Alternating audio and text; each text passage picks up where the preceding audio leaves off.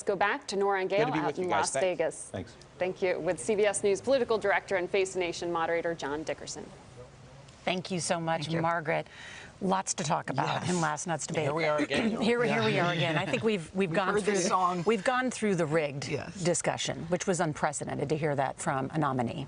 Yeah, I mean, it's unprecedented for this reason. It's that there are irregularities in elections, sure, but Donald Trump is overstating the case to undermine the legitimacy of the election, either to get himself out of what he thinks might be a bad result, or to whip up his supporters and say, this election's being stolen from you, watch out. Go into these neighborhoods, into these cities where there's going to be a big Democratic vote and watch them, which Democrats read as intimidation. He's doing this all before the vote ever happened. And the reason that sends shockwaves through Republican ranks is it's another sign of unpredictability from Donald Trump, that he's going to kick out a pillar of democracy because things aren't going his way, and that's more. I mean, this is one in a series, not just out of. But many on Team Trump are comparing it to Al Gore.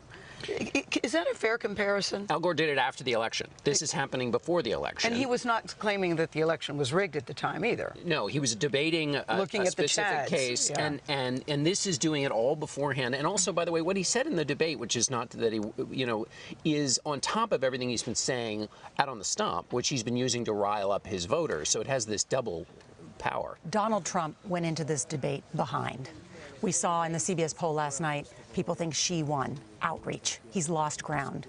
Was he able to make any outreach last night? She was punching on every issue. She was. Trade, abortion, guns. I mean, she was punching on everything. She was, but he was also doing very well on his goals, which were basically to point out that she's been in the mix for 30 years and hasn't succeeded. I mean, his argument is change. The problem with the story about rigged is that the challenge with Donald Trump is always, is it too much change? Is it change that turns into chaos? And that answer is more on the chaos and less on the change. So it's more, it suggests he's a more risky candidate, and that's what's worried those voters who haven't jumped into the Trump camp. They've always worried that he's too risky. That was a risky answer. Today, Hillary Clinton's getting very high marks for her chronological takedown of Donald Trump, where she did the 30 years of experience and did decade by decade all the things that she has done, ending with saying, I was in the briefing room for Osama bin Laden while he was hosting Celebrity Apprentice. Yeah. To leave that note, I thought was very interesting. Although I wonder, because, people are basically thinking that those who like Donald Trump like the idea that he was off doing something else.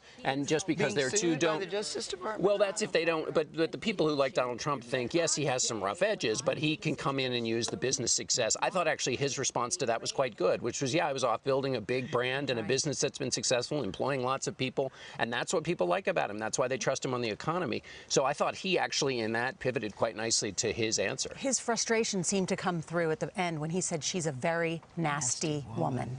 Particularly after having said, I have great respect for women. That sort of undermined his own case in the actual debate. Yeah, that drew a big laugh in the room when he said, I have respect for women. Yeah. Ending with nasty woman, not so good. John Dickerson, thank you so much.